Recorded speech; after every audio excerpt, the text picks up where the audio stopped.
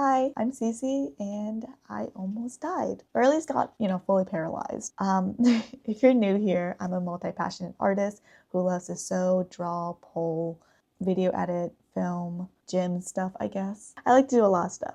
Usually I pretty much vlog everything and I talk about it during my vlog, but due to what happened a few days ago, I had to scratch what my vlog was going to be today. Maybe things happen for a reason, so let's just get into it. A few days ago, after teaching beginner and advanced beginner pole classes, after I teach my classes, I changed the space so that it could be a Lyra studio instead of pole studio. So I did all my duties for that, and then I was like, oh, I got some time. Let me just do some conditioning, some extra exercises, and was doing some shoulder mounts, things that I was doing last week, and I fell. I heard a really loud ping, and my first thought wasn't, oh my God, am I gonna die? Or, oh my God, that hurt, or whatever. I mean, yeah, one of my thoughts was definitely like, oh my God, that hurt. But my first real thought was, oh my gosh, I don't have insurance. I'm 26 years old. I just got off my parents' insurance. And if you don't know, I left my corporate job a few years ago to pursue this. I was thinking to myself, wow, I'd rather just be dead than die from medical debt. I was really freaking scared. I'm not gonna lie. I didn't hit my head immediately. It hit my neck, back area. Thankfully, the pole studio owner, Devon, she coincidentally came. I had to stay calm because of course, when you get hurt like that, the worst thing you could do is freak out. I was trying to stay calm and I told her I fell, and she was just like so kind about it. She's like, yeah, don't worry about it. Like, just sit here, just rest. And we were just like talking. We were talking about her goals, what she wanted to do with the studio, me, my goals of the year. We just talked about a bunch of random stuff, and I really think that helped me cool my nerves. I did text my sisters and I texted Thomas saying like, hey, I fell. I don't know what to do. It's been a hell of a week, to be honest. Thomas was coming from his grandpa's funeral. We share a car, so I had the car, so he Ubered to me, and he was like, I'm coming to pick you up right now. I'll drive. He picks me up. We go to patient first because that's the only place that is transparent about how much the bill is if you don't have insurance. We actually got checked in fairly quickly.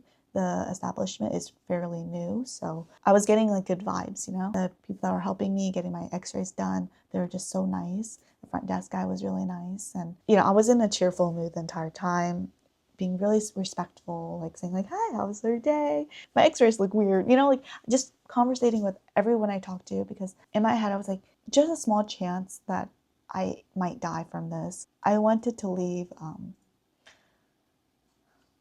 I guess I didn't process this until just now.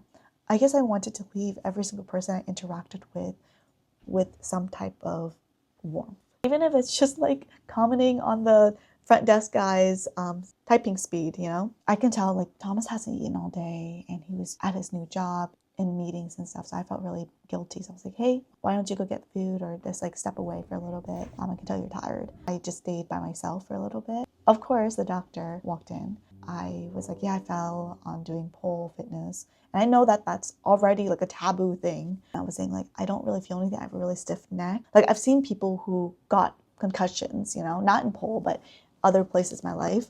And I didn't have those symptoms and the x-rays looked fine. I showed the doctor the video though. I guess I really hate silence. The doctor basically just stared at me blankly and just shook his head. It felt like 5 minutes, but it's probably a few seconds. But he just kept shaking his head. He'll ask me a question like, oh, does your head hurt? No, not really. I took an Advil though, so I don't know if that contributes to it. Do you feel like you're nauseous or feel like you need to throw up? Not really. Like I ate a protein bar, and so like I feel pretty good.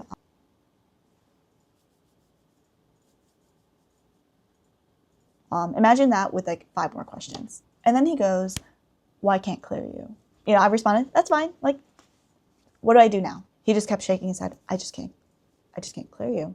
Okay, what do you want me to do? What do I do? Like, give me options. And then he just goes, you need a CT scan? And I go, okay, where can I get a CT scan? Is it immediate? Like, do I need to get one right at this moment? Do I need an ambulance to go there? Or can I just drive there? Like, give me some information. And he just kept shaking his head and staring blankly at me.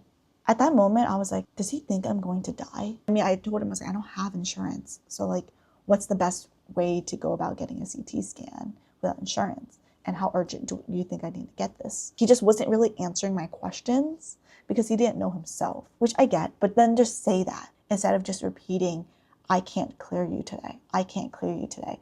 And then following up with a long pause and like disgust. I felt like I was being shamed. While he was writing my notes, I guess, I was already calling a bunch of CT scans because at this point, it's like almost 5 p.m. CT scan practices are going to close at 5. So I'm trying to hurry the freak up so I can get an appointment today.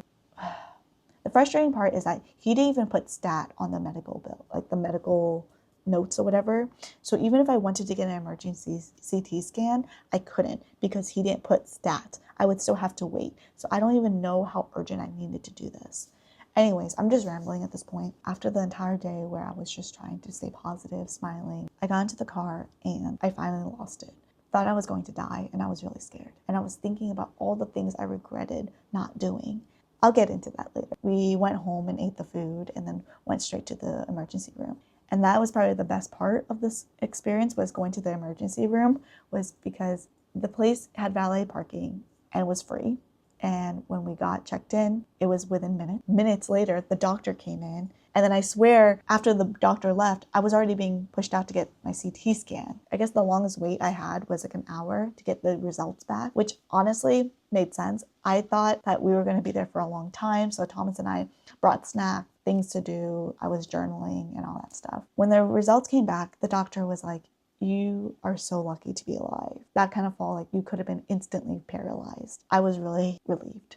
The doctor was so kind and so nice. That's the story. I'm okay now. I just have a stiff neck. I can't really turn my head very well, so I feel like a sim character, to be honest. What did I regret? What is this video supposed to be about? It's pretty tough because one of the things I really regretted was not sharing my why. Why do I do things? Why did I drop out of college? Why did I quit corporate? Why did I stop vlogging at one point? It was a lot of things that I wish I got to share with everyone instead of what I was doing, how I was doing it. And that was what was ringing in my head the entire day. If I explained all my whys in this video, it would be like a 2-hour video. I'm gonna spare the audience. What I'm probably gonna do is break down my videos of those aspects of my life and more of a reasoning of to who I am. But yeah, I guess I want to share more my why. I want to say thank you to everyone who has supported me, who have been there for me, and who believes in me, to be honest. Like, there's so many days that I just don't believe in myself. I don't want to have that negative energy. Focus on the now, plan for the future, but not worry about the future and not dwell on the past. For anyone who's interested in pole in general, this is like a freak accident, to be honest. Kind of freak accident. Like, if you're a beginner poler, you're probably not going to be up the pole that high anyways and doing these dangerous moves. I think it humbled me a lot, where I was thinking, okay, I'm not indestructible. I have to really be confident in what I'm doing when I'm doing all these difficult tricks, you know? I just have to emphasize this. I can't believe that I have curated a great group of friends that I surround myself with, who continuously challenge, support, inspire me to be a better person. And truthfully, I hope that if you get anything out of this video other than be more careful if you're going to do pole or any, physical activity, but to also be grateful for the friends who make you feel heard and seen and loved. I'm going to try a lot better to reach out to people and say how much I love them. Thank you so much for watching this video, and I really hope that you get something out of it. Have a great, amazing day.